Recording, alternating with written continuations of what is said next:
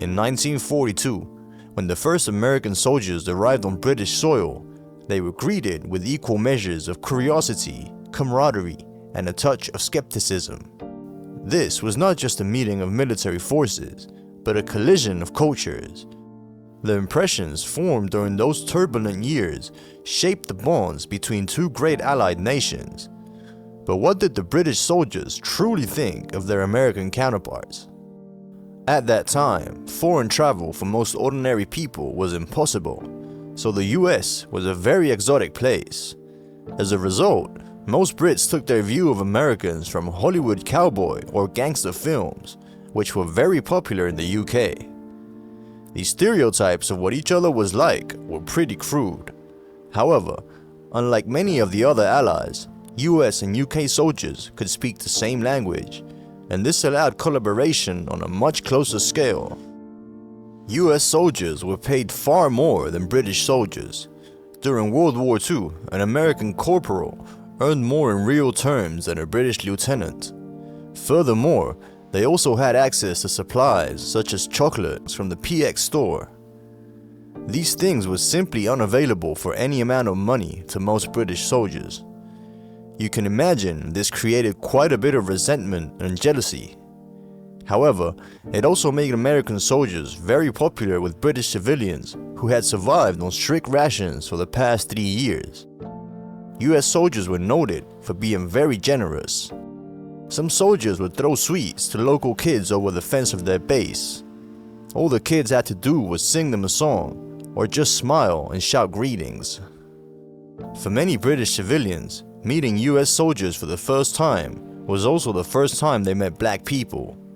Slavery was abolished in Britain in 1772, and large-scale slavery had not existed on the British Isles since Elizabethan times. Furthermore, there were very few black people living in Britain at that time. As a result, British people had a very different attitude towards black people. Many Brits saw black US soldiers as a curiosity rather than a menace. Most British people welcomed black American soldiers with open arms and saw them as friendly allies and not as a threat. When US military police tried to segregate British bars and cafes along racial lines and prevent black US soldiers from drinking with whites, they were met with stiff local and national opposition. Many British soldiers felt that they were the experts of fighting the Germans and knew far more about the reality of the battle than the newcomers. Some Brit soldiers believed that US troops were sloppy, laid back, thought they lacked proper military discipline, and said they did not respect their officers in the way British soldiers did. They also felt American soldiers and their officers were far more gung-ho and relied on overwhelming force of arms, while British soldiers were more cautious. However, on being wounded in Italy, most became eternally grateful, as they were taken to a US field hospital where they saved their lives. They remarked US field hospitals were like the Ritz compared to their British counterparts. The arrival of over 1.5 million American troops in Britain during the war introduced a dynamic rarely seen in military history. British soldiers, hardened by years of battle, had already endured Dunkirk, the Blitz, and desert warfare in North Africa.